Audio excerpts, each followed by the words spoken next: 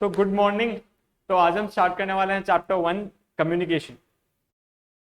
तो ये एक इकलौता चैप्टर है जो थ्योरी है पूरे बीसीआर में। जैसे आप लॉ में पूरा थ्योरी वगैरह पढ़ते हैं, एक बस चैप्टर डाला हुआ है, वो है बीसीआर में कम्युनिकेशन। ये एक्चुअली इंटरमीडिएट में था, मतलब पहले आईपीसीसी में हुआ करता था। उन्होंने उसी का कुछ पोर्शन पिक करके यहाँ पे डाल दिया। ठीक। तो चैप्टर बहुत इंटरेस्टिंग है और बहुत सिंपल सा चैप्टर है। ऐसा कुछ भी नहीं है कि आपको बहुत एफर्ट लगेगा याद करने में, तो ऐसा कुछ भी नहीं है। हम मेमोरी टेक्निक्स यूज करके कंप्लीट कर लेंगे और आपको मतलब पता भी नहीं चलेगा और ऑटोमेटिकली सारा चीजें याद हो जाएगा। तो सबसे पहले इस चैप्टर का नाम है कम्युनिकेशन। कम्युनिकेशन का एक्चुअल में मतलब क्या होता है? मैं अपना बात कम्युनिकेट कर रहा हूं आपको, तो कम्युनिकेशन का मतलब हुआ मैं बता रहा हूं आपको। यही कम्युनिकेशन है क्या? अब सुनिए सुनिए सुनिए, कम्युनिकेशन के लिए और एक एग्जांपल ले लेते हैं। मान लेते हैं कि जयशंकर जयशंकर ने अपने गर्लफ्रेंड को टेक्स्ट किया, मतलब क्रश को टेक्स्ट किया, ठीक है, व्हाट्सएप पे। व्हाट्सएप में उसका लास्ट सीन ऑफ था और वो ब्लू टिक ऑफ था, ठीक है। तो जयशंकर ने उसको टेक्स्ट किया कि मैं आपके प्यार में डूब गया हूं, आप मेरा प्यार का ये जो भी है आप एक्सेप्ट कर लीजिए। तो उसने एक बहुत बढ़िया सारा शायरी वायरी ऐड करके एक टेक्स्ट उसको भेज दिया। उसने अपना फीलिंग्स कम्युनिकेट किया, आइडिया इमोशन कम्युनिकेट करना वही हुआ ना। और वहां से ब्लू टिक ऑफ है, तो इसको पता नहीं उसको रिसीव हुआ है या नहीं, और उसके बाद में उसका लास्ट सीन भी ऑफ है। तो ये बेचारा सोच रहा है कि ये तो वन साइडेड में मैं तो डूब गया हूं, एक दिन हो गया, 2 दिन हो गया, कुछ रिप्लाई आ ही नहीं रहा है। तो क्या कम्युनिकेशन हो गया इसके एंड से? अपना इसने अपने पार्ट कर दिया क्या? ये पूरा कम्युनिकेशन स्ट्रक्चर खत्म हो गया? नहीं, कम्युनिकेशन स्ट्रक्चर कब होगा? जब इसका इंफॉर्मेशन उसके पास गया, उसने उस मैसेज को पढ़ लिया कि हाँ यार जयशंकर मेरे प्यार में डूब गए, और वो वापस रिप्लाई करेगा नहीं नहीं मुझे अपने पढ़ाई पे फोकस करने दो, ठीक है। जब ये पूरा स्ट्रक्चर कंप्लीट होगा तब जाके हम बोलते हैं कम्युनिकेशन। कम्युनिकेशन मतलब सिर्फ ये नहीं कि आपने अपना बात रख दिया काम खत्म। आप अपना बात रखोगे प्लस सामने वाले ने समझ लिया और वो उसके अगेंस्ट में रिस्पॉन्स दे रहा है, या फिर वो बता रहे हैं हाँ कि आपका बात मुझे समझ में आ गया, तब जाके उसको हम बोलते हैं कम्युनिकेशन। ठीक। तो कम्युनिकेशन का अगर कहीं क्वेश्चन आता है, मान लीजिए 4-5 मार्क का एक क्वेश्चन आ गया और आपको कुछ पॉइंट्स, मान लीजिए 4-5 पॉइंट्स है और आपको एक एक दो दो लाइन उसके अंदर लिखने होते हैं। अगर आपके पास थोड़ा टाइम बचे, सबसे पहले कम्युनिकेशन का डेफिनेशन हर जगह चिपका दीजिएगा।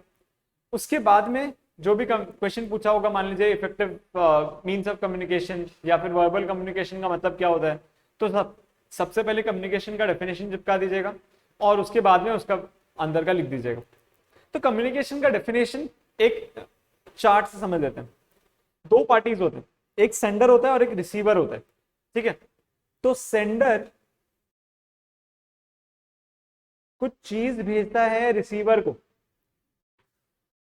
कैसे भेजता है? कैसे भेजेगा ये? बोल के, टाइप करके, चिट्ठी से, ईमेल से। तो कुछ चैनल या मीडियम होगा जिसके थ्रू भेजेगा, चैनल या फिर मीडियम होगा जिसके थ्रू ये इंफॉर्मेशन भेजा जाएगा रिसीवर को, ठीक है। रिसीवर अब उस मैसेज को पढ़ेगा, समझेगा और वापस उसको फीडबैक या रिप्लाई देगा। तो रिसीवर उसको क्या देगा? फीडबैक और रिप्लाई। सेंडर कुछ भेजेगा रिसीवर को, किसके थ्रू? मीडियम के थ्रू, चैनल या मीडियम के थ्रू। ये टेक्स्ट हो सकता है, उसके बाद में ईमेल हो सकता है, जो भी, जो सारी मीडियम्स है। और रिसीवर उसको रिसीव करेगा, समझेगा और फीडबैक या रिप्लाई देगा। तो सेंडर कुछ भेजेगा, ये इसमें कुछ में क्या क्या आ सकता है? कोई इंफॉर्मेशन हो गया, कोई इमोशन हो गया, कोई आइडिया हो गया, ये सब कुछ में आएगा। तो क्या क्या आएगा? Information, idea, thoughts and emotions. इस पूरे प्रोसेस को हम बोलते हैं कम्युनिकेशन है। अब ये चैनल या मीडियम क्या क्या हो सकता है वो भी देख लीजिए। चैनल या मीडियम हो सकता है स्पीच, बोल के, सिग्नल करके। मान लीजिए कोई मतलब बहरा है, वो सुन नहीं सकता है, तो अब उसको जो साइन लैंग्वेज होता है ना वो भी काउंट होगा सिग्नल से, या फिर राइटिंग और बिहेवियर से। इस पूरे प्रोसेस को हम बोलते हैं कि कम्युनिकेशन हो गया।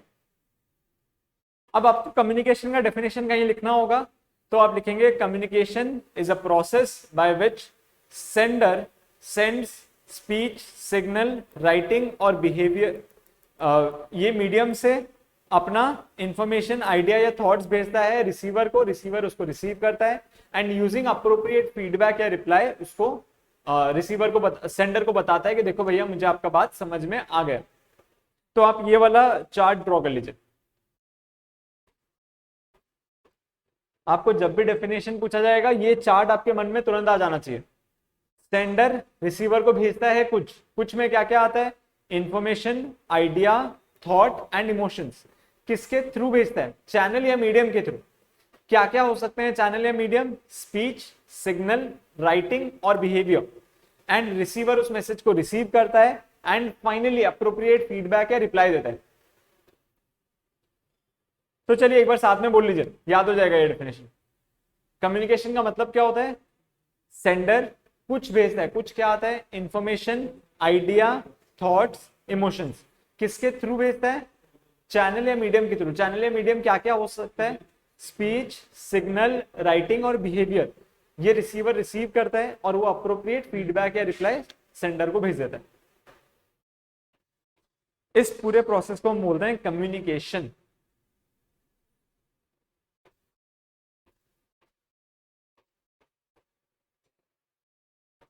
ठीक है, चलिए ये था कम्युनिकेशन का डेफिनेशन। फिर next, steps of proper communication. Steps of proper communication. Communication क्या होता था, सेंडर कुछ भेजता है रिसीवर को, रिसीवर उसको रिसीव करता है और फिर अप्रोप्रिएट फीडबैक देता है। तो ये प्रॉपर कम्युनिकेशन के स्टेप्स क्या क्या हैं। सबसे पहले सेंडर को कुछ मैसेज भेजना है, उसको किस रिलेटेड मैसेज भेजना है वो सोचेगा, मतलब क्या पर्पस है मेरा, सेंडर का पर्पस। सेंडर अपना पर्पस खोजेगा पहले कि क्या रीजन या क्या कॉन्टेक्स्ट में उसको मैसेज बनाना है।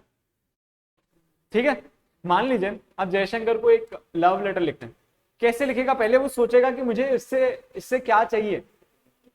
तो वो सबसे पहले एक कंटेक्स्ट सोचेगा कि मेरा क्या पर्पस है, उसके बाद में वो अपना कंटेंट फ्रेम करेगा, फ्रेमिंग कंटेंट। वो शायरी वायरी पिक करेगा, उसको डालेगा लेटर में, ये सब कंटेंट फ्रेम करना हुआ। उसके बाद में डिसाइडिंग मीडियम, क्या मीडियम के थ्रू भेजना है, मतलब लेटर से भेजना है, ईमेल से भेजना है, व्हाट्सएप पे भेजना है या फिर वर्बली बोलना है, क्या मीडियम से उसको भेजना है। एंड फाइनली उसको ट्रांसमिट करना है, ट्रांसमिटिंग। ये साथ में लिख लीजिए। फिर फाइनली रिड्यूसिंग डिस्टर्बेंसेस। जिस मीडियम से भेज रहे हैं हो सकता है उसमें बहुत सारे डिस्टर्बेंसेस आए, मतलब मान लीजिए कि व्हाट्सएप के थ्रू भेजने का सोच रहे हैं, चांसेस है कि व्हाट्सएप डाउन हो जाए। लेटर से भेजने का सोच रहे हैं, चांसेस है कि वो लेटर पोस्ट में ही खो जाए। तो रिड्यूसिंग डिस्टर्बेंसेस। एंड फाइनली जो रिसीवर है वो उसको रिसीव करेगा, डिकोड करेगा एंड फाइनली उसको रिप्लाई करेगा। Receiver receives message, receiving message. फिर step number 7, decoding and feedback.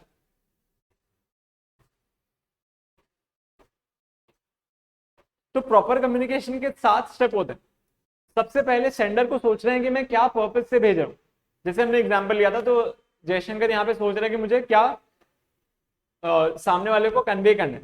फिर उसके अकॉर्डिंग आप कंटेंट फ्रेम करते हो, फिर आप सोचते हो क्या मीडियम से भेजना है एंड फाइनली आप वो मीडियम से भेजते हो। इसमें आप एक चीज का प्रोविजन कर लेते हो कि अगर वो मीडियम में कुछ डिस्टर्बेंसेस आए, मतलब नॉइज आया या फिर अगर वो व्हाट्सएप पे डाउन हो गया या फिर वो पोस्ट हो गया, तो आप उसका प्रोविजन बना लेते हो।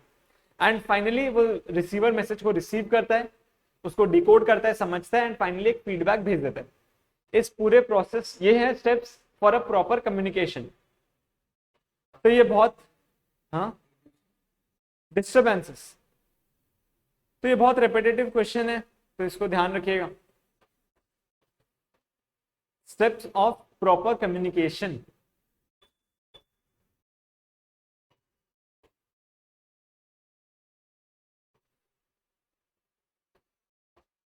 अगर आपको इसके लिए याद करने के लिए हेल्प चाहिए तो ये इमेज बना लीजिएगा।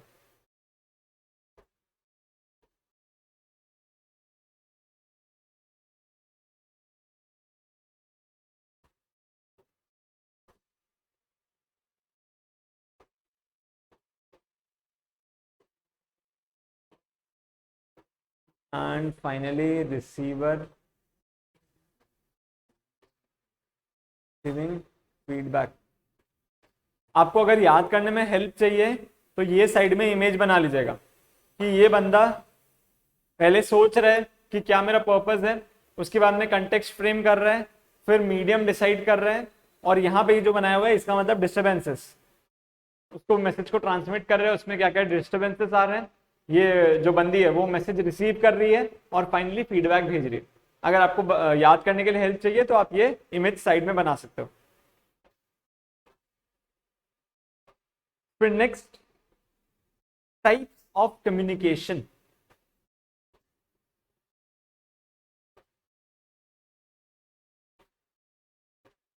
कम्युनिकेशन को दो बेसिस में हम डिवाइड कर सकते हैं। फर्स्ट बेसिस है बेस्ड ऑन कम्युनिकेशन चैनल्स,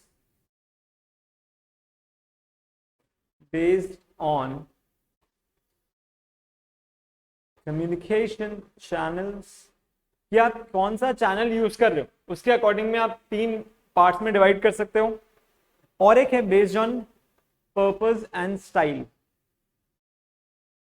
आप किस कॉन्टेक्स्ट में भेज रहे हो उसके बेसिस में दो पार्ट में डिवाइड किया जा सकता है। कम्युनिकेशन चैनल के बेसिस में आप तीन पार्ट में डिवाइड कर सकते हो। आप या तो ओरल कर सकते हो, ओरल कम्युनिकेशन, या आप रिटन कम्युनिकेशन भेज सकते हो, that is non verbal, I mean verbal, non verbal, और एक finally visual. Verbal, non verbal, और एक है विजुअल।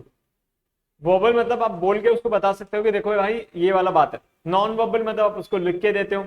और फिर विजुअल, नॉन वर्बल में और एक चीज आता है, आप उसको ओरली बताते हो या फिर आप अपने एक्सप्रेशन से बताते हो। ठीक है, अगर आपको गुस्सा आ रहा है तो आप ऐसे आंख ऐसे कर देते हो, तो वो भी नॉन वर्बल में जाता है। एंड फाइनली विजुअल में, विजुअल एक सेकंड, ये क्या हो गया, विजुअल में कवर होता है जो ग्राफ्स हो गया, पाई चार्ट्स हो गया, ये सब विजुअल कम्युनिकेशन में कवर होता है। फिर next, based on purpose and style में हम दो बेसिस में डिवाइड करते हैं, फॉर्मल और एक है इनफॉर्मल। मुझे बताइएगा कौन सा वाला टाइप आप अपने फ्रेंड सर्कल में यूज करते होंगे, फॉर्मल, इनफॉर्मल। और अगर आप किसी रिक्रूटर को या फिर कहीं आर्टिकलशिप के लिए अप्लाई कर रहे हैं, कहीं जॉब के लिए अप्लाई कर रहे हैं, तो कहाँ पे, तो हम फॉर्मल यूज करते हैं। फॉर्मल बहुत क्रिस्प होता है, आप टू द पॉइंट आप बात करते हो। इनफॉर्मल में आप हालचाल पूछते हो, कैसे हो भैया, और फिर आपके इमोशंस आप बयां करते हो। ठीक, तो अभी तक हमने क्या क्या किया है, कम्युनिकेशन का डेफिनेशन कवर किया, प्रॉपर कम्युनिकेशन के क्या क्या स्टेप्स थे वो कवर कर लिए, फिर टाइप्स ऑफ कम्युनिकेशन हमने कवर किए। तो अभी तक क्लियर है। अब हम ये बिजनेस कम्युनिकेशन, हम ये जो BCR पढ़ रहे हैं, तो इसमें इसको हम बिजनेस कम्युनिकेशन भी बोलते हैं, business correspondence, business communication and reporting. तो ये जो बिजनेस कम्युनिकेशन है ये दो टाइप से होता है, या तो आप रिटर्न करते हो या फिर ओरल करते हो। रिटर्न कम्युनिकेशन जैसे हमने पहले बहुत सारे क्लासेस में किया हुआ है, हमने मिनट्स बनाया हुआ है, उसके अंदर हमने फॉर्मल लेटर्स बनाए हुए हैं, ईमेल बनाया हुआ है, आर्टिकल, रिपोर्ट, ये सब चीज हमने किया है, ये सब रिटर्न कम्युनिकेशन। ठीक, ये बिजनेस कम्युनिकेशन का रिटर्न वाला पार्ट है। और ओरल कम्युनिकेशन क्या आता है, जब आप स्पीच देते हो, लेक्चर्स देते हो, या फिर आप कोई ट्रेनिंग सेशंस अटेंड करते हो, सेमिनार्स अटेंड करते हो, वहां पे ओरल कम्युनिकेशन का काम आता है। ठीक, तो बिजनेस कम्युनिकेशन में सिंस हमारा सिलेबस बहुत ज्यादा लिमिटेड है, तो हम रिटन कम्युनिकेशन पे भी फोकस कर रहे हैं। ओरल कम्युनिकेशन आपको खुद से डेवलप करना होता है, और जब आप इंटरमीडिएट क्लियर कर लेते हैं उसके बाद में और बहुत सारे प्रोग्राम्स होते हैं जिसमें आपको ओरल कम्युनिकेशन पे फोकस किया जाता है। ठीक, तो एक बार बुक में आ जाइए, देख लेते हैं बुक से हमने सारी चीजें कवर कर लिया ना। सबसे पहले व्हाट इज कम्युनिकेशन, देखिए कम्युनिकेशन का मतलब क्या होता है, तो ये हमने उससे डिस्कस कर लिया था। फिर types of communication, verbal, non verbal, visual, formal, informal. फिर उन्होंने बताया कि बिजनेस इंग्लिश क्यों डाला गया है फाउंडेशन के कोर्स में। आप वर्बल कम्युनिकेशन करते हो, ओरल कम्युनिकेशन करते हो, तो इससे आपका पर्सनालिटी डेवलपमेंट होता है। अब नेक्स्ट पॉइंट ये आपको याद करना पड़ेगा, एसेंशियल्स ऑफ ओरल कम्युनिकेशन। तो उसके साइड में पहले एक बार मेमोरी टेक्निक लिख लीजिए, उसके साइड में एक मेमोरी टेक्निक लिख लीजिए, ऐसे लिखिएगा,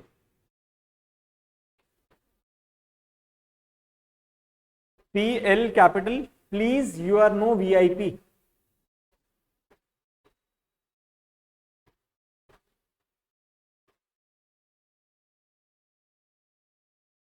ऐसे लिखिएगा, PL कैपिटल है, फिर S कैपिटल है, फिर N कैपिटल है और VP कैपिटल है। Please you are no VIP। ये मेमोरी टेक्निक उसके साइड में लिख लीजिए।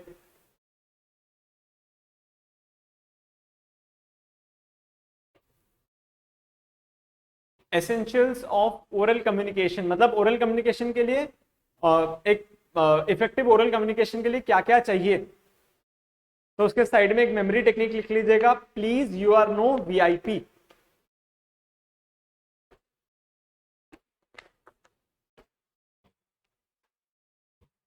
एक बार देखिए पॉइंट्स क्या क्या।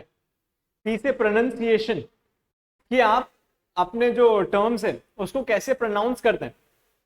जैसे मान लीजिए गुजराती में स्नैक्स को स्नेक्स बोलते हैं, मतलब उनका एक्सेंट वैसे बन गया। अब मजाक वजाक उड़ा वो नहीं है, उनका एक्सेंट वैसा बन गया, ठीक है। स्नेक्स, जो स्नैक्स को वो स्नेक्स बोलते हैं।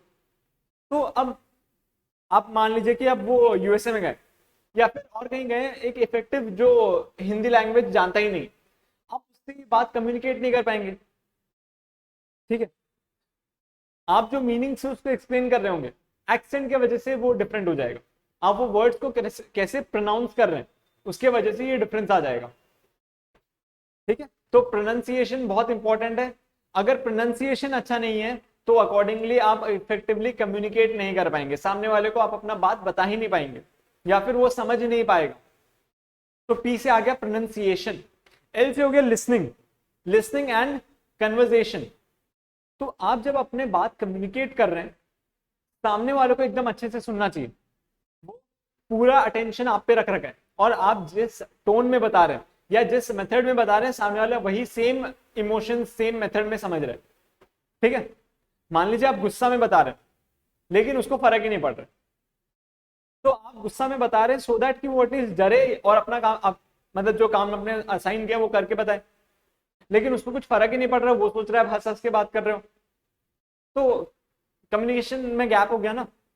प्लस वो जब आपको फीडबैक दे, आपको भी ऐसा नहीं कि मैं बोल रहा हूं मतलब मैं ही करेक्ट हूं, आपको भी उसका बात सुनना है और समझना है। ये है लिसनिंग एंड कन्वर्सेशन। फिर नेक्स्ट एस मतलब स्पोकन ग्रामर। एस मतलब स्पोकन ग्रामर, मतलब आप जो टेंस यूज कर रहे हैं, आप जो जेंडर यूज कर रहे हैं, ये सब करेक्ट होना चाहिए, अदरवाइज मिसकम्युनिकेशन हो जाएगा। आप जो टेंस यूज कर रहे हैं, मतलब आप बता रहे हैं ही हैज डाइड, इसका मतलब हो गया ये अभी तुरंत मरा है। ही हैड डाइड मतलब वो पहले मरा था। तो आपको आप क्या कंटेक्स्ट में उसको बताना चाह रहे हैं, वो आपको वो टेंस यूज करना है। इसीलिए हम एक्टिव पैसिव आगे चल के पढ़ेंगे, active passive speech, direct indirect, so that correct tone use किया जा सके। उसके बाद में नेक्स्ट हो गया एन। एन मतलब नोटिसिंग लैंग्वेज। नोटिसिंग लैंग्वेज मतलब आप जब बोलते हो, आपका फेशियल एक्सप्रेशन क्या है, आपका इमोशंस क्या है, प्लस आप कौन से वर्ड पे फोकस कर रहे हो। जैसे मान लीजिए मैंने बोला Jaishankar go close the door, और एक ये हो गया मैंने कमांड किया कि जयशंकर जाओ दरवाजा बंद करके आओ। मैंने और एक बोला Jaishankar could you please close the door, यहाँ पे क्या था, मैंने आपको एक रिक्वेस्ट किया, तो यहाँ पे वो नोटिसिंग लैंग्वेज क्या है, वो प्लीज, या फिर पहले वाले में जब कमांड था तब मैंने आपको क्या बोला था, Jaishankar go close the door, यहाँ पे एक कमांड हो गया था। और लेकिन मैंने जब आपको बोला प्लीज क्लोज द डोर, इसका मतलब मैंने आपको एक रिक्वेस्ट किया, ठीक है। तो आप कौन सी सिचुएशन में रिक्वेस्ट कर रहे हो, कौन सी सिचुएशन में आप कमांड कर रहे हो, ये सारी चीजें मैटर करती है ओरल कम्युनिकेशन के टाइम, वो है नोटिसिंग लैंग्वेज। फिर नेक्स्ट वी से आता है वोकैबुलरी।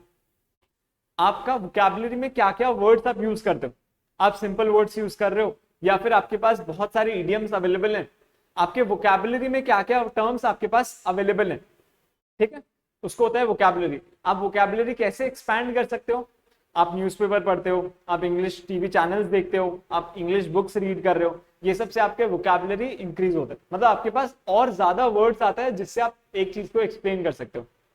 जैसे मान लीजिए आप बोल रहे हो कि यहाँ पे ये रूम में बहुत बदबू आ रहा है, आप बता सकते हो कि ये रूम स्टेंच कर रहा है, या फिर आप बता सकते हो कि जो एयर फाउल है, या फिर आप बता सकते हो कि स्मेल अच्छा नहीं है। आप वही सेम चीज को 4-5 चीजों से बता सकते हो ना, तो आपका अगर वोकैबुलरी एक्सपैंड होगा तो आप अकॉर्डिंगली उसको हर जगह पे यूज कर सकते हो, सो दैट सामने वाला समझ पाए। एंड फाइनली पी मतलब प्रेजेंटेशन, कि आप अपने बात को कैसे प्रेजेंट कर रहे हो। आपको पता है एक जो स्पीकिंग कोर्सेज होता है, स्पीकिंग स्किल्स होता है, कोई एक जन अगर बहुत अच्छे से प्रेजेंट कर रहा है, जैसे संदीप माहेश्वरी, मान लीजिए संदीप माहेश्वरी का सेम एग्जैक्ट वही चीज मैं पिक कर लूं और मैं वही चीज को बोलता हूँ और संदीप माहेश्वरी खुद आके बोलता है, तो आपको डिफरेंस पता चलेगा ना, है ना, कि एक आदमी कैसे प्रेजेंट कर रहे हैं। आप हो सकता है कि मैं जो बोल रहा हूँ उससे मोटिवेट हो ही नहीं, आपको कुछ फर्क ही नहीं पड़े, लेकिन जब वो बोल रहा है आपको बहुत ज्यादा मोटिवेशन फील हो रहा है, आप एकदम रोर कर रहे हो। तो ये डिफरेंस पड़ता है प्रेजेंटेशन स्टाइल से, कि आप कैसे एक चीज को प्रेजेंट कर रहे हो, आपके स्किल्स क्या है, मतलब आप स्टोरी टेलिंग से प्रेजेंट कर रहे हो या फिर आप सिर्फ फैक्ट से बोम्बार्ड कर रहे हो, ठीक है। तो एक बार वापस साथ साथ बोलेंगे, ओरल कम्युनिकेशन का, इफेक्टिव ओरल कम्युनिकेशन के क्या क्या प्री रिक्विजिट्स हैं। हाँ, तो हम मेमोरी टेक्निक है please you are no VIP, तो सबसे पहला पी से प्रोनाउंसिएशन, एल से लिसनिंग, फिर एस से स्पोकन ग्रामर, उसके अंदर यू आर में कुछ नहीं है, एन नोटिसिंग लैंग्वेज, फिर वी से वोकैबुलरी, पी से प्रेजेंटेशन, बस प्रेजेंटेशन स्किल्स। तो अगर ये क्वेश्चन आएगा अब आप आंसर कर सकते हैं। मेमोरी टेक्निक क्या है, please you are no VIP. एक बार वापस साथ में बोल दीजिए, please you are no VIP oral communication का है, ऐसा नहीं होगा मेमोरी टेक्निक सब में कंफ्यूज कर लो। ओरल कम्युनिकेशन का है तो क्या क्या पॉइंट्स आता है, पी मतलब प्रेजेंटेशन, एल मतलब प्रोनाउंसिएशन, एल मतलब listening skill, listening and conversation skills, S मतलब स्पोकन ग्रामर, फिर एन से नोटिसिंग लैंग्वेज, बी से वोकैबुलरी और पी से प्रेजेंटेशन, ठीक है। चलिए, तो ये सारी चीजें हमने डिस्कस कर ली है।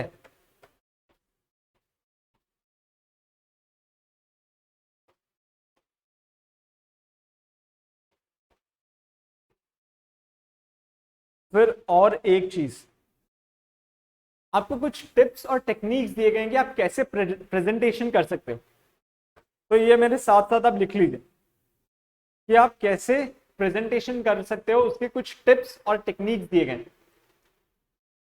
टिप्स फॉर प्रेजेंटेशन, टिप्स और टेक्निक्स फॉर प्रेजेंटेशन साथ साथ में लिख लीजिएगा, और इसका भी वो मेमोरी टेक्निक है उससे याद हो जाएगा। पहले एक बार साथ में लिख लीजिए, बी एंथुसियास्टिक एंड ऑनेस्ट। इसमें से कोई भी क्वेश्चन आए आपको छोड़ना नहीं है, वो 5 मार्क तो एकदम आना ही चाहिए। बी एंथुसियास्टिक एंड ऑनेस्ट, फिर show passion and connect with audience, show passion and connect with audience,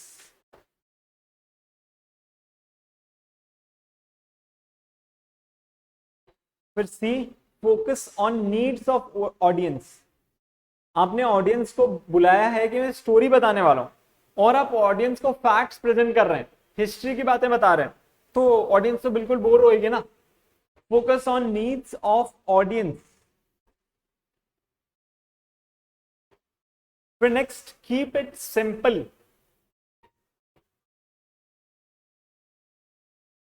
फिर और एक है smile and make eye contact, एक second, smile and make eye contact, आंखों में आंखें देख के बात करिए, आंखों में आंखें डाल के बात करिए, and finally tell a story. ये तो भैया है ही, इफेक्टिव स्टोरी टेलिंग टेक्निक होना चाहिए। आप ऑडियंस को इंग्रॉस तभी कर सकते हो जब आप स्टोरी से एक्सप्लेन कर सकते हो बातों को। तो ये हैं कुछ टिप्स जिससे आप इफेक्टिव प्रेजेंटेशन दे सकते हो। पहले आपको एंथुसियास्टिक होना है और ऑनेस्ट होना है, आप मन इच्छा फैक्ट्स नहीं प्रेजेंट कर सकते हो, आपके पास ऑनेस्ट फैक्ट्स होने चाहिए, उसके सोर्स भी होने चाहिए। पैशन दिखाइए कि आप जो टॉपिक प्रेजेंट कर रहे हो आप उसके लिए बहुत पैशनेट हो, और ऑडियंस के साथ कनेक्ट कीजिए। फिर focus on needs of audience, की ऑडियंस को क्या चाहिए, ऑडियंस स्टोरी सुनना चाहती है, ऑडियंस को फैक्ट चाहिए, क्या चाहिए। फिर सिंपल रखिए, बहुत ज्यादा कॉम्प्लिकेट मत कीजिए, और स्माइल कीजिए ऑफन, और आई कांटेक्ट कीजिए, and finally tell a story.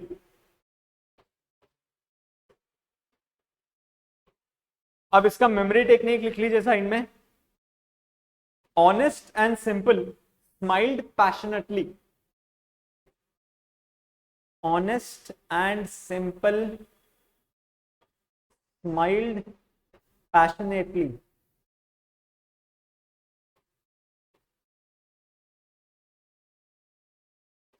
Spotlight focused,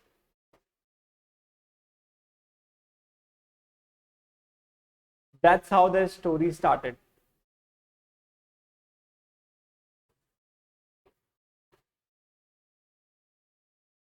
love story जैसे एक मेमोरी टेक्निक बन गया, उसमें अंडरलाइन कर लीजिएगा। ऑनेस्ट हमारा एक है कि be enthusiastic and honest, simple keep it simple, smile and connect with audience passionately, show passion and connect with audience, focused, focus on needs of audience, and finally story, tell a story.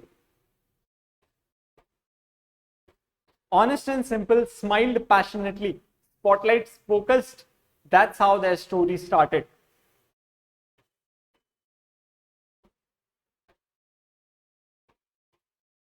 है ना interesting एक memory technique.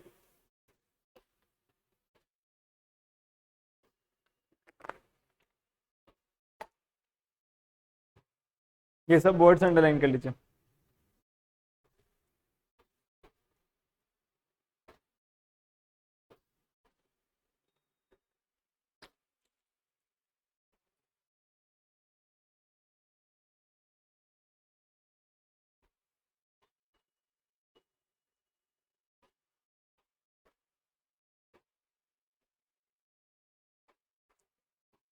चलिए फिर आगे चलते हैं non verbal communication में। तो नॉन वर्बल कम्युनिकेशन के बहुत सारे टाइप्स हैं, तो लिख लीजिए types of non verbal communication.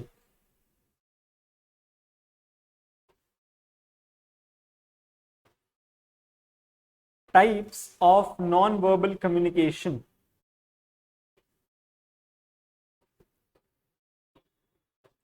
Types of non verbal communication. तो टोटल 5 टाइप्स हैं। पहला है फिजिकल, फिर लिख लीजिए एस्थेटिक, फिर नेक्स्ट लिख लीजिए पैरालैंग्वेज,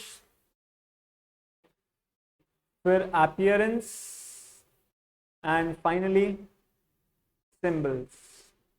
और इसका एक मेमोरी टेक्निक लिख लीजिएगा, पापाज,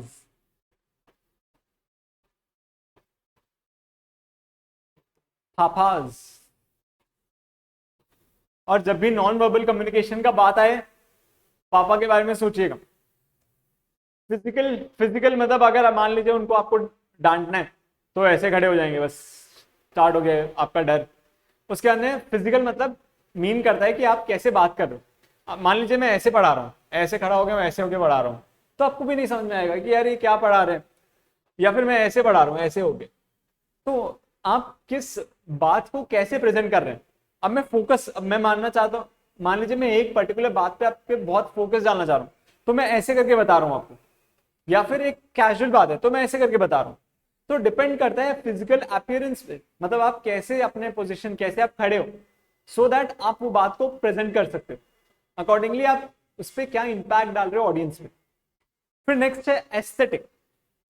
एस्थेटिक मीन करता है जैसे आप यूजुअली यूजिंग विजुअल, जैसे आप पेंटिंग से या फिर और कोई ग्राफिकल मीन से अपना बात को कम्युनिकेट करते हो, जैसे मॉडर्न आर्ट हो गया, या फिर आप जो टी शर्ट पे पहन के चलते हो, अपना कोट्स लिखवा लेते हो, ये सब एस्थेटिक हो गया।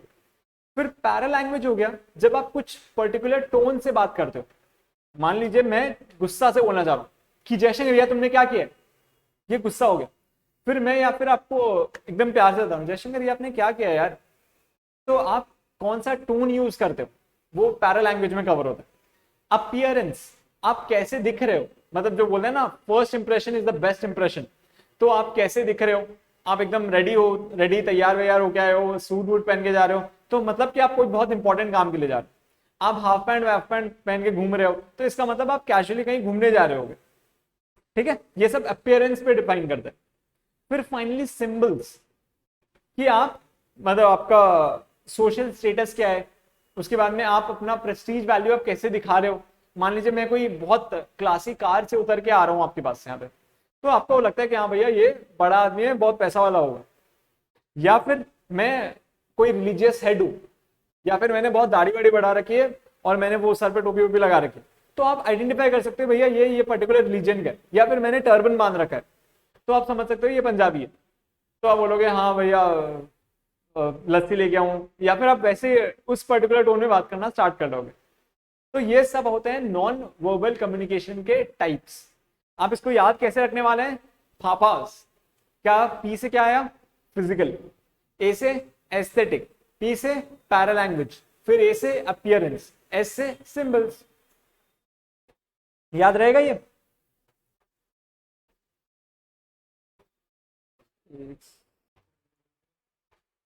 चलिए, तो एग्जाम में आपको ये सिर्फ नहीं है कि आपको सिर्फ वो हेडिंग लिख के आ जाना है। अगर वो मान लीजिए क्वेश्चन है what are the types of non verbal communication, तो आप आंसर कैसे करेंगे।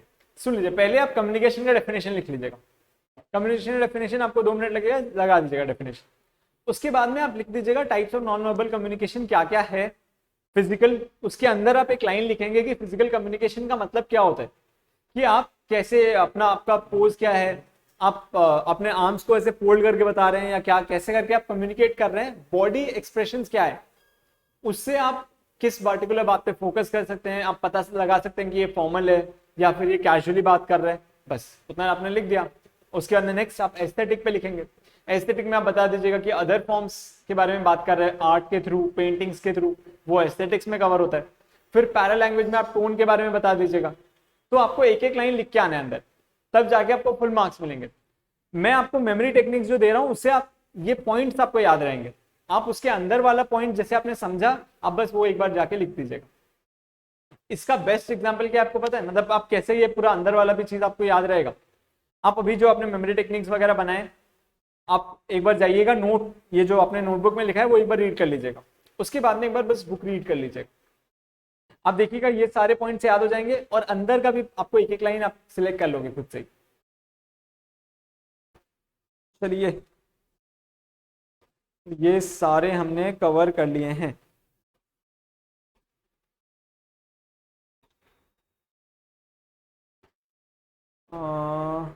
फिर विजुअल कम्युनिकेशन में तो हमने ऑलरेडी डिस्कस कर लिया। विजुअल कम्युनिकेशन में आता है कि आप जो ग्राफ्स, पिक्चर्स, ये सब से आप जब कम्युनिकेशन करते हो उसको हम विजुअल कम्युनिकेशन बताते हैं। फिर next formal and informal communication. Formal communication generally आप कब करते हो, जब आप किसी को अप्रोच कर रहे हो, किसी एक्सटर्नल पार्टी को अप्रोच कर रहे हो किसी पर्टिकुलर जॉब के लिए, किसी पर्टिकुलर कॉन्ट्रैक्ट के लिए, या फिर कोई गवर्नमेंट के काम के लिए। ये सब जगह पे आप फॉर्मल कम्युनिकेशन करते हो। इनफॉर्मल कम्युनिकेशन कब करते हो आप, जब आप अपने फैमिलीज, फ्रेंड्स, रिलेटिव्स के साथ कम्युनिकेशन करते हो, तब आप इनफॉर्मल टोन जनरली यूज करते हो। फॉर्मल कम्युनिकेशन के टाइप्स हैं वर्टिकल, हॉरिजॉन्टल और डायगोनल। मान लीजिए एक सीईओ एक मैनेजर को कुछ काम असाइन कर रहा है, तो ये क्या होगा, वर्टिकल। वर्टिकल मतलब ऐसे स्ट्रेट लाइन ना, तो ऊपर सीईओ ऊपर है, नीचे मैनेजर है, तो वो उसको कम्युनिकेशन कर रहा है और ये अपना काम जो या जो भी अपना है फीडबैक उसको बता रहा है, ये हो गया वर्टिकल। डायगोनल कब होता है, जब मान लीजिए दो मैनेजर्स आपस में, डायगोनल सॉरी हॉरिजॉन्टल ऐसे होता है ना, तो जब मान लीजिए दो मैनेजर्स एक साथ कम्युनिकेट कर रहे हैं या फिर दो एम्प्लॉइज जो सेम लेवल पे हैं वो अपने साथ कम्युनिकेशन कर रहे हैं, उसको हम बोलते हैं हॉरिजॉन्टल, ठीक है।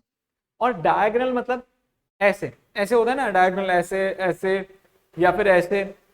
तो इसका मतलब क्या होता है, डायगोनल मतलब कि एक डिपार्टमेंट, मान लीजिए एक बहुत बड़ा प्रोजेक्ट है, ठीक है, उसमें बहुत सारे डिपार्टमेंट मिलके काम कर रहे हैं। मान लीजिए कि जो इन्फोसिस ने इनकम टैक्स पोर्टल बनाया वो वाला एक प्रोजेक्ट आया हुआ था इन्फोसिस के पास। दो डिपार्टमेंट मान लीजिए इसमें काम कर रहे हैं, एक है फाइनेंस वाला डिपार्टमेंट, नहीं एक है टैक्स वाला डिपार्टमेंट और एक है इंफॉर्मेशन टेक्नोलॉजी वाला डिपार्टमेंट। दो डिपार्टमेंट मिलकर काम कर रहे हैं, तो इसका मैनेजर इसके साथ कम्युनिकेट कर सकता है, इसके एम्प्लॉइज दूसरे के साथ कम्युनिकेट कर सकते हैं, इसके एम्प्लॉइज उसके मैनेजर के साथ कम्युनिकेट कर सकते हैं। तो यहाँ पे डायगोनल कम्युनिकेशन पॉसिबल, ठीक है, उसको हम बोलते हैं डायगोनल फॉर्मल कम्युनिकेशन। क्लियर है, तो आप अंडरलाइन कर लीजिएगा बस यहाँ पे। वर्टिकल में इंफॉर्मेशन कैन फ्लो अपवर्ड्स और downwards in the organisation, upwards और downwards in the organisation. Horizontal में communication between two parts of the organisation at the same level, उसमें अंडरलाइन कर लीजिएगा, communication between two parts of the organisation at the same level.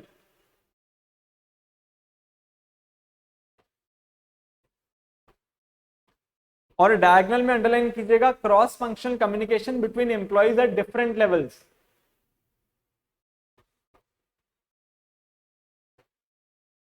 Eight different levels तक कर लीजिएगा बस।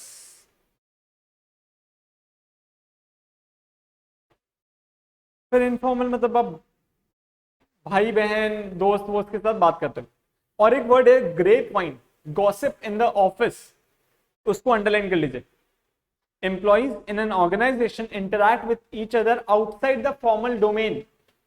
मतलब मान लीजिए कि आप काम वाम करके आप अपने फ्रेंड्स, मतलब आप जब कोई ऑर्गेनाइजेशन में काम कर रहे हो, आप जॉब करके अपने फ्रेंड्स के साथ बाहर गए चाय वाय पीने, आपके बीच में जो कम्युनिकेशन होता है कुछ कि यार देख ये क्या काम कर रहा है, ये क्या नोट छाप रहा होगा, देख कंपनी ऐसा हो रहा है वो हो रहा है, आप जो सब बात करते हो, इसको हम बोलते हैं ग्रे पॉइंट। मतलब आप गॉसिप कर रहे हो ऑफिस का आउटसाइड ऑफ फॉर्मल कम्युनिकेशन।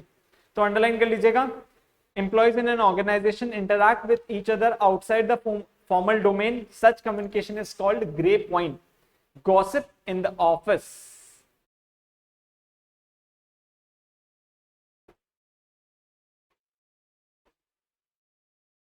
चलिए तो नेक्स्ट टॉपिक पे स्टार्ट करें, नेक्स्ट टॉपिक स्टार्ट करें। तो एक बार बस मुझे बता दीजिए हमने क्या क्या अभी तक बात किया है। सबसे पहले हमने जाना कम्युनिकेशन क्या होता है, क्या होता है कम्युनिकेशन, को बता दीजिए ना, फटाफट बता दीजिए कम्युनिकेशन क्या होता है। सेंडर होता है, रिसीवर होता है। सेंडर कुछ भेजता है, क्या होता है, क्या होता है, इंफॉर्मेशन, इमोशन, वो आइडियाज, हाँ ये सब भेजता है। किससे भेजता है, क्या मीडियम से, चैनल और मीडियम, वो क्या क्या हो सकता है, स्पीच, राइटिंग, उसके बाद में बिहेवियर, ठीक है चलिए।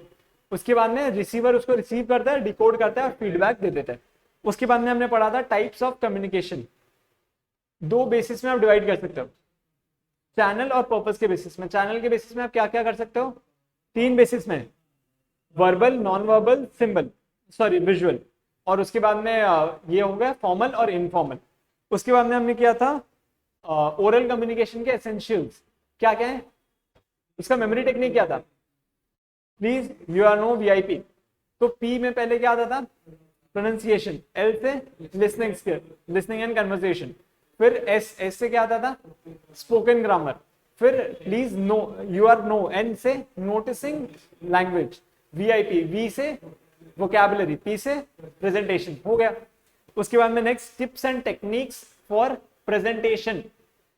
तो यहां पे था ना, कौन कौन स्माइल कर रहे थे passionately, honest and simple smiled passionately, spotlights उनके ऊपर आया, that's how their story began. तो यहाँ पे क्या था, ऑनेस्ट, उसके बाद में सिंपल, स्माइल, पैशनेटली, उसके बाद में फोकस और एक स्टोरी। फिर उसके अंदर types of non verbal communication, इसका क्या था मेमोरी टेक्निक, पापाज। तो इसमें पी से क्या था, physical, aesthetic, paralanguage, appearance, symbols. फिर अब नेक्स्ट हम स्टार्ट कर रहे हैं नेटवर्क्स इन कम्युनिकेशन। पहले अंडरलाइन कर लीजिएगा, a communication network refers to the method and pattern used by members of an organization to pass an information to other employees. ये फर्स्ट वाला लाइन पूरा अंडरलाइन कर लीजिए। इसका मतलब क्या होता है कि क्या पैटर्न यूज किया जाता है एक ऑर्गेनाइजेशन में टू ट्रांसफर इंफॉर्मेशन एम्प्लॉइज तक और एम्प्लॉइज से इंफॉर्मेशन कलेक्ट करने के लिए, इंफॉर्मेशन देने के लिए और इंफॉर्मेशन कलेक्ट करने के लिए हम क्या पैटर्न यूज करते हैं, उसको हम बोलते हैं नेटवर्क, चैनल नेटवर्क या कम्युनिकेशन नेटवर्क। कुछ 5 टाइप के कम्युनिकेशन नेटवर्क्स हैं।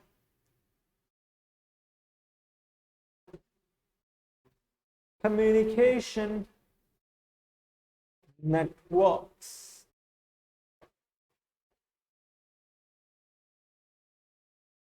टोटल 5 टाइप के कम्युनिकेशन नेटवर्क हैं। एक सेकेंड। सबसे पहले आता है वर्टिकल।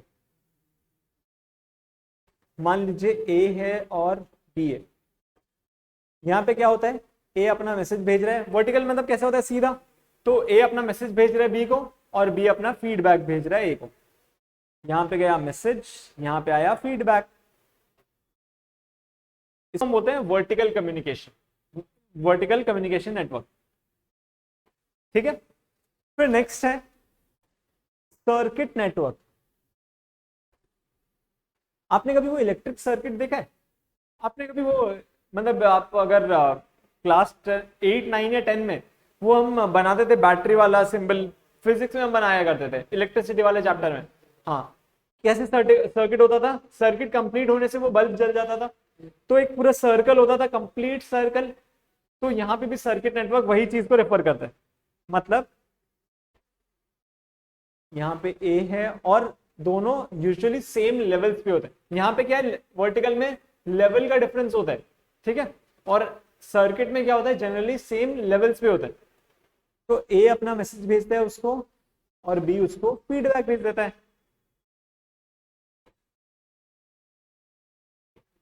मैसेज, यहाँ पे फीडबैक।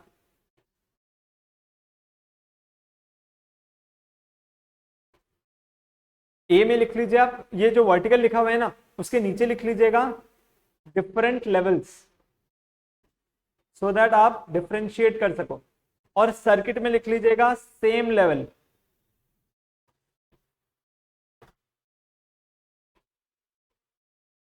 फिर नेक्स्ट चेन नेटवर्क। मान लीजिए एक बहुत बड़ा सीईओ है, मतलब बोर्ड ऑफ डायरेक्टर्स है, मान लीजिए रिलायंस वगैरह में। तो बोर्ड ऑफ डायरेक्टर्स ने कुछ डिसीजन लिया। अब वो हर डिपार्टमेंट को ये बात बताना चाह रहे हैं। तो यहाँ पे टॉप डाउन अप्रोच होता है, मतलब उन्होंने बता दिया ये काम करना है, तो ये वाला कम्युनिकेशन एकदम लास्ट एम्प्लॉय तक पहुंच जाता है ऐसे। मतलब मान लीजिए ये रहा बी, अब ये बी बता देगा सी को, सी बता देगा डी को, इसी अकॉर्डिंगली एक्स बता देगा वाई को, वाई बता देगा जेड को। ये होता है चेन नेटवर्क। इसको हम बोलते हैं हायरार्की नेटवर्क। चेन नेटवर्क को हम हायरार्की नेटवर्क भी बोलते हैं। ऐसा क्यों? यहाँ पे एक मेन अथॉरिटी होता है जो डिसीजन लेता है और वो टॉप डाउन अप्रोच फॉलो करता है, मतलब वो ऊपर डिसीजन लेगा और इंस्ट्रक्शंस नीचे पास ऑन करेगा। लेकिन कभी आपने सोचा है, मान लीजिए जो ये लास्ट वाला एम्प्लॉय है ना, यहाँ पे जैसे डी हो गया या फिर जेड हो गया, इनको कुछ प्रॉब्लम आ गया, इनको वापस बोर्ड ऑफ डायरेक्टर्स को बताने के लिए कितना मेहनत करना पड़ेगा आपको पता है? ये डी बताएगा सी को, सी बताएगा बी को, बी बताएगा ए को। आपने कभी चाइनीज विस्पर गेम खेला है? चाइनीज विस्पर सुना है आपने? कि कोई एक जन एक पर्टिकुलर, मतलब मान लीजिए मैं आपको बुला के आपके कान में कुछ बोलता हूँ, आपको वही बात उसको रिपीट कर, इसको बताना है, ये वैसे सामने वाले को बताएगा, ऐसे करके एक बड़ा चेन फॉलो किया जाता है। एंड में जो रिजल्ट आता है ना, मैंने यहाँ पे जो आपको वर्ड बताया और वहां पे जो वर्ड आया लास्ट में, चेंज हो जाएगा, है ना। इसको ये गेम होता है चाइनीज विस्पर। जहां जहां पे अगर ये चेन नेटवर्क फॉलो होगा वहां पे ये चाइनीज विस्पर वाला चीज आने का बहुत ज्यादा चांसेस रहता है। मान लीजिए डी को दिक्कत था कि यार वो चेयर्स अच्छे नहीं है, हम जहाँ पे काम करके बैठ के काम करते हैं चेयर्स अच्छे नहीं, ये सी को बता के आया कि देखो यार चेयर्स अच्छे नहीं। अब सी ने बी को बोला कि यार, उसने डी ने क्या बोला, फैक्ट्री में चेयर्स अच्छे नहीं है। तो सी ने सुन ली बात। अब सी बी के पास गया, बोलता है कि यार ये पूरे ऑफिस में चेयर्स ही अच्छे नहीं है, हमें पूरे ऑफिस में चेयर्स अच्छे करने मतलब चेंज करने पड़ेंगे। बी ए के पास गया, बोला कि चेयर्स अच्छे नहीं है, प्लस वो बोल रहे हैं कि लाइट अच्छा नहीं है तो काम नहीं कर पा रहे। तो यहाँ पे बात ही चेंज हो गई ना, सबने अपना परसेप्शन रखे अपने बात डाल दिए। और मान लीजिए जैसे इंस्ट्रक्शन, ए जो इंस्ट्रक्शन दे रहा है बी को, बी अपना उसमें कुछ चेंजेस बना के सी को दे रहा है, सी और कुछ चेंज करके डी को पकड़ा दे रहा है। तो लास्ट में जो काम हो रहा है वो और ही कुछ हो जा रहा है जो ए को चाहिए ही नहीं था। ठीक है, तो ये चाइनीज विस्पर वाला चीज यहाँ पे बहुत ज्यादा डिसएडवांटेज के रूप पे काम कर सकते हैं चेन नेटवर्क में। फिर नेक्स्ट है wheel and spoke network. Wheel and spoke network, आपने कभी एक चक्का देखा है, एक व्हील लिखा हुआ है, व्हील से इतने सारे स्पोक्स निकले हुए होते हैं। एग्जैक्टली वैसा ही नेटवर्क है कि एक बंदा बाउंड कर रखा है और उसी से सारा कम्युनिकेशन हो रहा है। मान लीजिए ये रहा बी, ये रहा सी, ये रहा डी और ये रहा ई। चलिए इसको हम बोलते हैं व्हील एंड स्पोक कम्युनिकेशन। मतलब ए से ही सारा कम्युनिकेशन होके जाएगा, बी सी के साथ कम्युनिकेट नहीं कर सकता है, सी डी के साथ नहीं कर सकता है, डी ई के साथ नहीं कर सकता है। सबको अगर कम्युनिकेशन करना है तो वो डायरेक्टली ए से कम्युनिकेट करेंगे और ए दूसरे को बताएगा। ठीक है, यहां पे चांसेस यह रहता है, मान लीजिए अगर ए इफेक्टिव नहीं है तो पूरा कम्युनिकेशन चैनल खराब हो सकता है। अगर ए इफेक्टिव कम्युनिकेटर नहीं है तो पूरा चैनल खराब हो सकता है। एंड फाइनली सबसे बेस्ट है स्टार नेटवर्क। स्टार नेटवर्क होता है कोई भी किसी से भी बात कर सकता है। मान लीजिए A B C D, A D के साथ बात कर सकता है, ए बी के साथ, बी सी के साथ, सी डी के साथ, डी बी के साथ, ए सी के साथ। तो हर कोई हर किसी के साथ कम्युनिकेशन कर सकता है। इसको हम बोलते हैं स्टार नेटवर्क। ठीक, इसको हम क्या बोलते हैं, star network, star communication network. तो स्टार में क्या होता है, ये इंफॉर्मेशन डिस्टॉर्ट नहीं हो सकता है, कोई भी किसके साथ कम्युनिकेट कर सकता है तो डायरेक्टली वो इंफॉर्मेशन उसके पास ही जाता है। तो हमने क्या किया, कम्युनिकेशन नेटवर्क टाइप पढ़े। सबसे पहले वर्टिकल, फिर नेक्स्ट सर्किट, उसके बाद में चेन नेटवर्क, वो चेन फॉलो होता है, उसके बाद में next wheel and spoke and finally star network. तो हमने 5 कम्युनिकेशन नेटवर्क टाइप्स पढ़े। कम्युनिकेशन नेटवर्क क्या होता है कि एक ऑर्गेनाइजेशन में इंफॉर्मेशन का फ्लो कैसे हो रहा है उसको हम बोलते हैं कम्युनिकेशन नेटवर्क। चलिए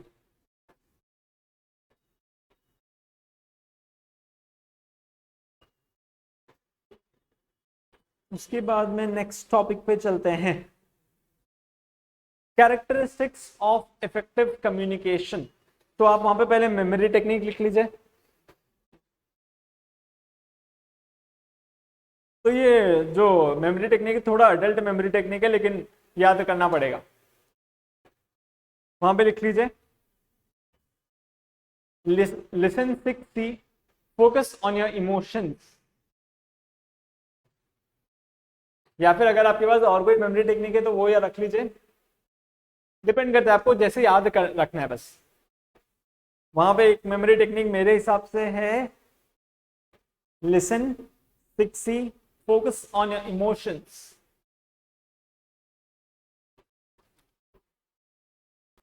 फोकस ऑन योर इमोशंस।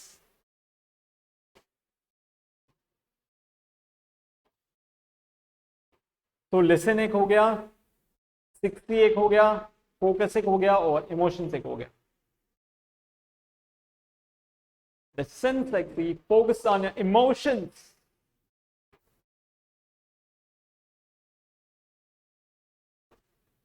ऐसा नहीं आप घर में जाके यही जोर जोर से पढ़ रहे हो, ठीक है, ये मेमोरी टेक्निक धीरे धीरे पढ़ना, अपने मन मन में पढ़ना, ऐसा नहीं फिर जाके बोलेंगे यार क्या पढ़ा रहे ये। ठीक है, चलिए अब स्टार्ट करते हैं इसका डिस्कशन। पहले समझ लेते हैं, उसके बाद में ये तो याद हो जाएगा। क्लैरिटी, ये क्या चीज हम पढ़ रहे हैं? कैरेक्टरिस्टिक्स ऑफ इफेक्टिव कम्युनिकेशन, चाहे ओरल हो चाहे रिटन हो, लेकिन आप जो कम्युनिकेशन कर रहे हो वो इफेक्टिव कैसे हो। कम्युनिकेशन इफेक्टिव कैसे होगा? आप जो बताना चाह रहे हैं आपने सामने वाले को अच्छे से कम्युनिकेट कर दिया, सामने वाले ने अच्छे से समझ लिया और वो फीडबैक भी अप्रोप्रिएट दे पा रहा है, तब हम बोलते हैं कि ये इफेक्टिव कम्युनिकेशन है। उसके लिए क्या क्या चीजें होना मैंडेटरी है? क्लैरिटी होना चाहिए। आप जो बात बताना चाह रहे हो आप क्लियरली सामने वाले तक वो बात पहुंचा पा रहे हो, तब उसको हम बोलते हैं क्लैरिटी है। आप मतलब आप जो सोच रहे हो, मान लीजिए मैं बताना चाह रहा हूँ कि शिवांग मुझे आज क्लास बहुत देर पढ़ाना है, तो मैंने डायरेक्टली उसको मैंने क्लियरली बोला शिवांग आज क्लास 2 घंटा एक्स्ट्रा चलेगी, ये क्लैरिटी हो। कंसाइजनेस मतलब आप शॉर्ट में बता रहे हो, कंसाइज करके बता रहे हो, जितना अप्रोप्रिएट चाहिए बस उतना बता रहे हो, आप यहां वहां की बातें चालू नहीं कर दे रहे हो, उसको हम बोलते हैं कंसाइजनेस। कंसाइजनेस मतलब आप जितना कंसाइज करके, जितना प्रैक्टिकली पॉसिबल है और जितना रेलेवेंट है बस उतना ही बता रहे हो उसको हम बोलते हैं कंसाइजनेस। फिर कंक्रीटनेस मतलब आप टैंजिबल फैक्ट्स के बेसिस में बता रहे हो, ऐसे ही मन इच्छा कुछ भी यहां वहां से उठा के नहीं डाल दे रहे हो। मान लीजिए मैंने बोला कि एक आदमी एवरेज दिन में 10 घंटा सोता है, तो मुझे इसके पास इसका सोर्स भी होना चाहिए, मैंने ये इंफॉर्मेशन कहां से लाया, और प्लस मैं आपको जो पढ़ा रहा हूं उसके साथ ये रेलेवेंट है या नहीं, ये सारी चीजें कॉम्प्लीटनेस में कवर होती है। फिर कोहेरेंस मतलब लॉजिकली, कोहेरेंस मतलब लॉजिकली फ्लो होना चाहिए। जैसे मान लीजिए मैं आपको पहले पढ़ा रहा हूं कम्युनिकेशन के बारे में, बीच में मैं पढ़ाना चालू कर दिया आर्टिकल कैसे लिखते हैं, फिर मैं वापस आ गया कम्युनिकेशन के बारे में, फिर मैंने लॉ के कुछ सेक्शंस कवर कर लिए, फिर मैं चला गया इकोनॉमिक्स में, ऐसे आप भी कुछ नहीं समझ पाओगे, मैं भी अपना बात पूरा अच्छा से समझा नहीं पाऊंगा। तो कोहेरेंस मतलब लॉजिकली फ्लो करना, तो कोहेरेंस के साइड में लिख लीजिए लॉजिकल, कोहेरेंस के साइड में लिख लीजिए लॉजिकल।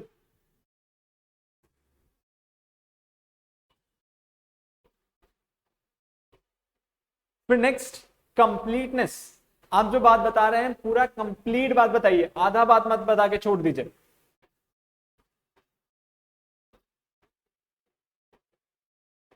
सामने वाले को जितना जानने का हक है आप उसको पूरा बात बताइए, आधा बात अब बताएंगे, जो बोल देना कि मतलब कम अगर आप नॉलेज होता है तो वो ज्यादा डेंजरस होता है, little knowledge is very dangerous, तो ऐसा ही बात है। अगर आप उसको आधा अधूरा बात बताएंगे हो सकता है कि वो आपको जो काम करवाना है वो पूरा काम कर ही नहीं पाए।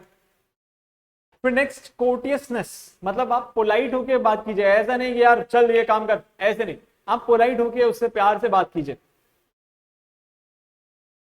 आप अगर ऑफेंसिव हो जाएंगे, आपने कभी नोटिस किया, मान लीजिए आपने कुछ भूल किया हुआ है, आपने कुछ गलती कर दी थी, आपको एक जन प्यार से समझा रहा है और बता रहे कि देखो यार ये गलती हो गई है इसको ठीक कर दीजिए, और एक जन आपको बोल रहा है कि यार ये तुम क्या गलत करते रहते हो हमेशा, ये तुम्हारा ये नाटक है, आप कौन से वाले सिचुएशन में तुरंत अपना गलती एक्सेप्ट कर लोगे?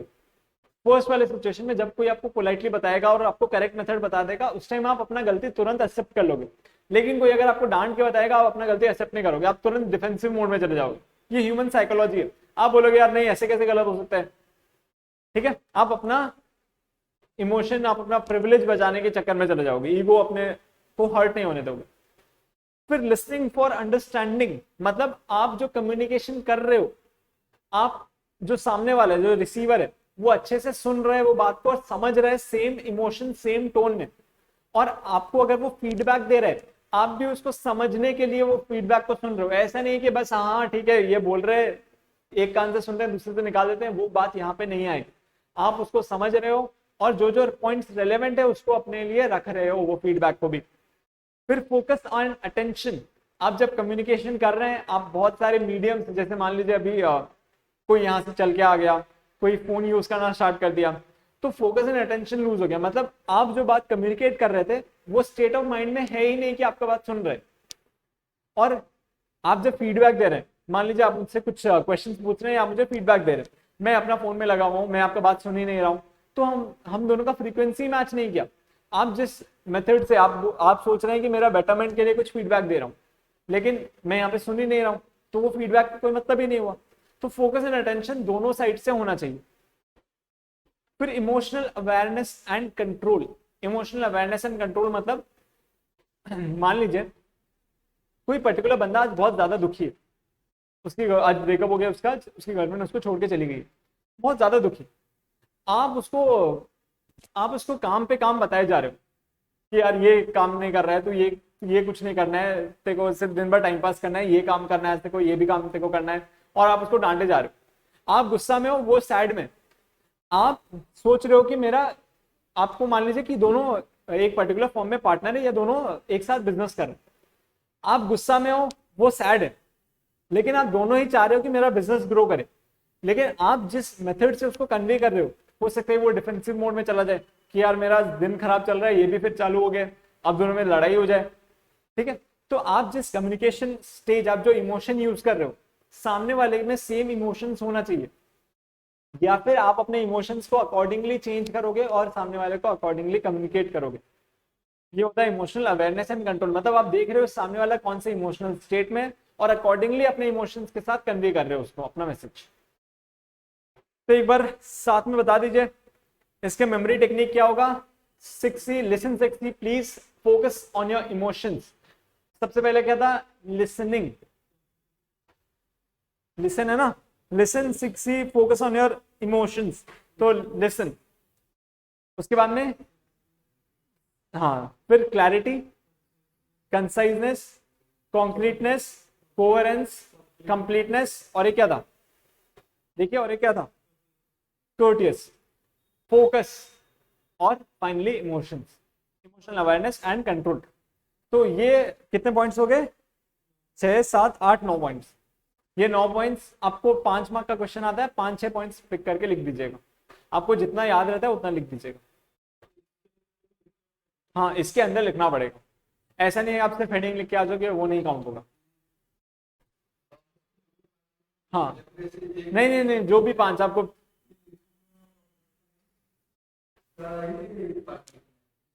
नहीं नहीं, जैसे मान लीजिए आपने जो जो पॉइंट पिक किए लिखे, पिक करके आपने 5 पॉइंट लिख लिए, उसके अंदर आपको लिखना तो पड़ेगा ना, उसको एक्सप्लेन करना पड़ेगा सामने वाले को, नहीं तो वो समझेगा कैसे। हाँ, क्वेश्चन आया तो आपने मान लीजिए 5 पॉइंट पिक किया कि लिसनिंग, उसके अंदर कंप्लीटनेस, कोहेरेंस, कॉन्क्रीटनेस, और उसके अंदर कर्टियसनेस। आपने 5 पॉइंट्स पिक किए, तो आपको इसके अंदर बताना भी पड़ेगा ना उसको। कर्टियसनेस मतलब आपको बताना पड़ेगा कि आपको पोलाइट होके आपको अपना मैसेज कन्वे करना है। अगर आप एंग्रीली मैसेज कन्वे करोगे तो सामने वाला डिफेंसिव मोड में चला जाएगा। ये लाइन आपको एक दो लाइन लिख के आना पड़ेगा। ठीक है, ऐसा नहीं कि आपको ऐसे बना के आना है, बस उसको समझा देना है। 2 मार्क का नहीं आएगा बाबू, 5 मार्क का आएगा। फिर नेक्स्ट लास्ट पॉइंट है इसका, बैरियर्स इन कम्युनिकेशन। मतलब कैसे ये कम्युनिकेशन स्पॉइल हो सकता है। तो पहले ये डिस्कस कर लेते हैं, उसके बाद में आपको इसका मेमोरी टेक्निक में बना दूंगा। हाँ, सबका मेमोरी टेक्निक है, इसका थोड़ा पिक्टोरियल वाला मेमोरी टेक्निक है। तो सबसे पहले आता है फिजिकल बैरियर्स। मतलब आप जैसे जब कम्युनिकेट कर रहे हैं, जो साइड में साउंड्स आ रहे हैं जिसकी वजह से आपके वर्ड्स डिस्टॉर्ट हो जा रहे हैं, या फिर कोई टेक्निकल डिस्टर्बेंसेस आ गए, मान लीजिए आप कॉल पे बताना चाह रहे हैं उसको, और कॉल में वो मतलब कितनी बार, हाँ लैंडलाइन में होता है ना, वो एक झींझी करके साउंड आने लग जाता है, या फिर आपका आप मोबाइल से कॉल करें तो कॉल ड्रॉप हो जा रहा है। तो ये सब टेक्निकल डिस्टर्बेंसेस में कवर होता है। डिस्टेंस लोकेशंस, ऑफिस डोर्स, आप उसके ऑफिस गए और वो ऑफिस में है ही नहीं, या फिर वो उसके ऑफिस में कुछ काम चल रहा था, या फिर ऑफिस में कुछ साउंड आ रहा है, ये सब फिजिकल बैरियर्स में कवर होता है। फिर ऑर्गेनाइजेशनल स्ट्रक्चर बैरियर्स, मतलब ऑर्गेनाइजेशन, जैसे कितने ऑर्गेनाइजेशन में होता है कि जो लोअर लेवल एम्प्लॉई है वो डायरेक्टली सीईओ के साथ बात नहीं कर सकते, उसको पहले मैनेजर के पास जाना पड़ेगा, मैनेजर अपने टॉप अथॉरिटी के पास जाएगा, फिर जाके वो सीईओ के पास जाएगा। तो ये ऑर्गेनाइजेशनल स्ट्रक्चर बैरियर्स होते हैं। तो ये कई बार बहुत इफेक्टिव होते हैं, कई बार बहुत डिफिकल्ट भी हो जाते हैं। डिफिकल्ट इसलिए, मान लीजिए कि कुछ लोअर लेवल एम्प्लॉय को, सिंस वो ग्राउंड वर्क से रिलेटेड है, उसको कुछ बहुत ज्यादा इंपॉर्टेंट पता चला है कंपनी के बारे में, लेकिन अब उसको सबके थ्रू जाना पड़ेगा, मैनेजर के थ्रू, फिर मैनेजर अपने टॉप के पास जाएगा, फिर वो सीईओ के पास जाएगा। क्या पता वो इन्फॉर्मेशन लूज हो जाए, मैनेजर को लगे नहीं ये काम का नहीं है, वो छोड़ दे, बताया ही नहीं उसको, ऐसा भी तो पॉसिबल है ना। तो ये ऑर्गेनाइजेशनल स्ट्रक्चर बैरियर्स में आते हैं। फिर लैंग्वेज बैरियर्स, कि आप कौन सा लैंग्वेज यूज कर रहे हैं। मान लीजिए आप यहाँ से चेन्नई अगर उस साइड में जाते हैं ना, तो आप जो लैंग्वेज यूज करते हैं वहां पे उनको समझ में नहीं आता, वो इंग्लिश में भी बात नहीं करते हैं, तो बहुत ज्यादा लैंग्वेज का इशू होता है। या फिर आपको कोई उठा के बोले कि यार स्पेन में जाके तुमको काम करना है, तो आप लोगों से बात ही नहीं कर पाएंगे, तो काम कहां से करेंगे। ये सब लैंग्वेज बैरियर्स में कवर होता है। कल्चरल बैरियर्स, आप कौन से कल्चर से आ रहे हैं, मतलब मान लीजिए आपके कल्चर में है कि हमें बहुत हार्ड वर्क करना है। मान लीजिए आप कोई एक पर्टिकुलर कल्चर से बिलोंग करते हैं जहां पे लोग बहुत ज्यादा काम करते हैं, और एक कोई दूसरा बंदा है जो और कोई पर्टिकुलर कल्चर से आ रहा है जहां पे वो लोग बहुत ज्यादा लोड नहीं लेना चाहते, अपने आप को सिंपल रखना चाहते हैं, या फिर वो बहुत ज्यादा लैविशली स्पेंड नहीं करना चाहते हैं, या फिर उनके ट्रेडिशन बहुत कम है। तो वहां पे कल्चरल डिफरेंसेस जनरली अराइज हो जाते हैं जब आप एक दूसरे पे ब्लेम करना स्टार्ट कर देते हो, वो टीम मैनेजमेंट नहीं हो पाता है। तो बहुत एमएनसीज वगैरह वो क्या करते हैं, एक कल्चरल डाइवर्सिटी से हायर करते हैं और लोगों को ट्रेन करते हैं कि कैसे आप मिलजुल के एक साथ रह सकते हो। तो सारे एमएनसीज में ये होता है, मेजर एमएनसीज में होता है। आप अगर यूएस वगैरह भी आपको अगर लेके जाते हैं, वहां पे बहुत सारे डाइवर्सिटी वाले लोग मिलेंगे आपको काम करते हुए। तो वो सबको एक साथ एक रूफ के अंदर लाते हैं और उनको सिखाते हैं कि कैसे आप एक साथ रह सकते हो और एक साथ कंपनी के लिए कंट्रीब्यूशन दे सकते हो। फिर नेक्स्ट, इमोशनल बैरियर्स। ये वही वाला बात हो गया कि आप गुस्सा से बता रहे हो, सामने वाला दुखी है, तो आप दोनों के बीच में लड़ाई हो जाएगा। ये सब इमोशनल बैरियर्स में आता है कि आप जो मेथड से एक्सप्लेन कर रहे हो, सामने वाला उस टोन से समझने के लिए रेडी ही नहीं है। फिर एटीट्यूड बैरियर, कि मान लीजिए आप कम्युनिकेट कर रहे हो दो पर्टिकुलर टाइप ऑफ एम्प्लॉइज से, एक है बहुत मोटिवेटेड, तो आप उसको जो काम बता रहे हो एकदम खुशी खुशी करते रहे, और एक है वो एकदम लेजी है, शाय है, काम करना नहीं चाह रहा है, हर जगह पे जाके सो जा रहा है, टाइम पास कर रहा है। तो वहां पे वो जो एटीट्यूड है उसका काम के प्रति एटीट्यूड है ही नहीं, वो काम करना ही नहीं चाहता है, तो वो होता है एटीट्यूड बैरियर। परसेप्शन बैरियर, आप कैसे परसीव कर रहे हो उस इंफॉर्मेशन को। मान लीजिए मैंने कुछ ये जो रिवोल्ट ऑफ 1857 हुआ था, आपको पता है? रिवोल्ट ऑफ 1857 इंडिया में हुआ था। रिवोल्ट ऑफ 1857 आपने मंगल पांडे नहीं पढ़ा हुआ है? रिवोल्ट ऑफ 1857 क्या रीजन की वजह से हुआ था? जो वो बैरल था उसमें बोल रहे थे कि वो पिग का ये है, पिग का ऑयल यूज कर रहे थे वो। आप हिस्ट्री विस्ट्री नहीं पढ़े हो क्या?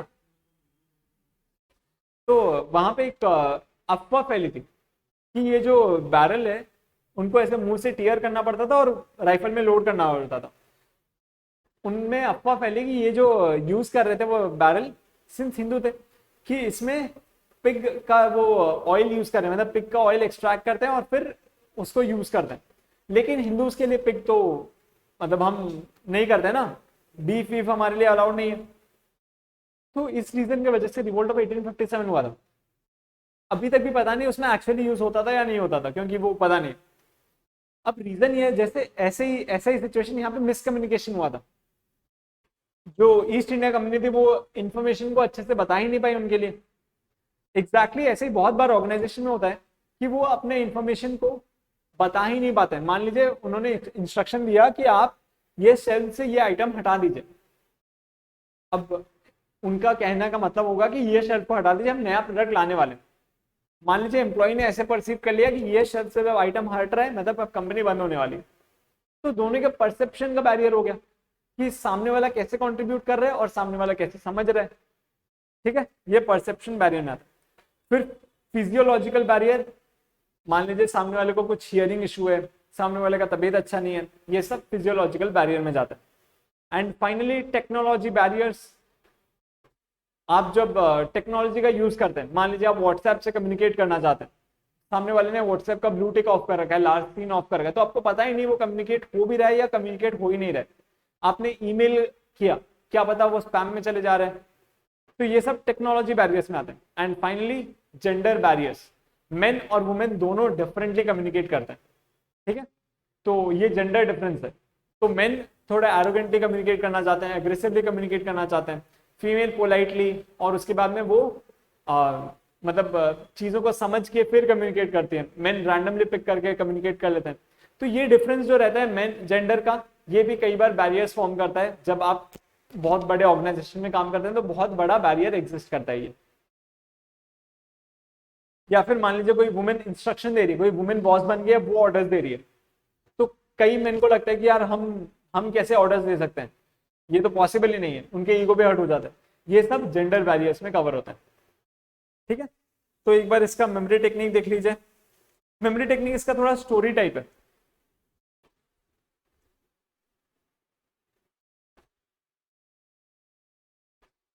इसका थोड़ा स्टोरी टाइप मेमोरी टेक्निक है।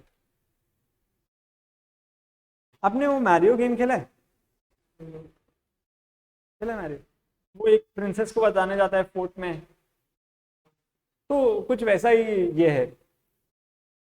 ये रहा ऑर्गेनाइजेशन, ये बिल्डिंग को समझ लीजिए, ये ऑर्गेनाइजेशन है। और यहाँ पे वो ये लगा हुआ है, वो होता है ना क्रॉसिंग, या फिर जो फेंस, ये फेंस लगा हुआ है, तो ये फिजिकल। यहाँ पे एक आदमी है जो कैप पहने हुआ है,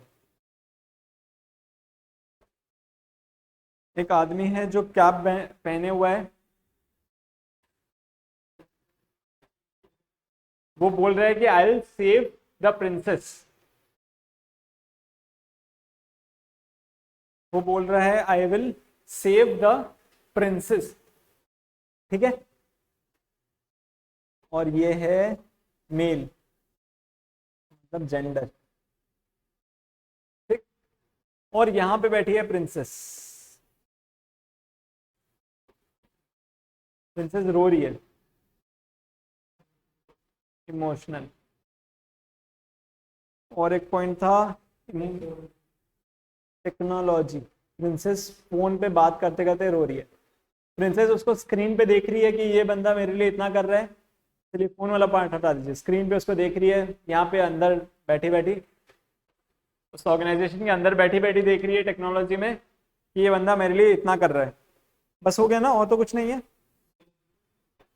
फिजियोलॉजिकल और एक परसेप्शन। अब परसेप्शन और फिजियोलॉजिकल आप याद रख लीजिए, दोनों का नाम पी है। पी लव्स पी, बस। ठीक है, तो बैरियर्स ऐसे याद रख सकते हैं। तो एक बार सुन लीजिए क्या हुआ है।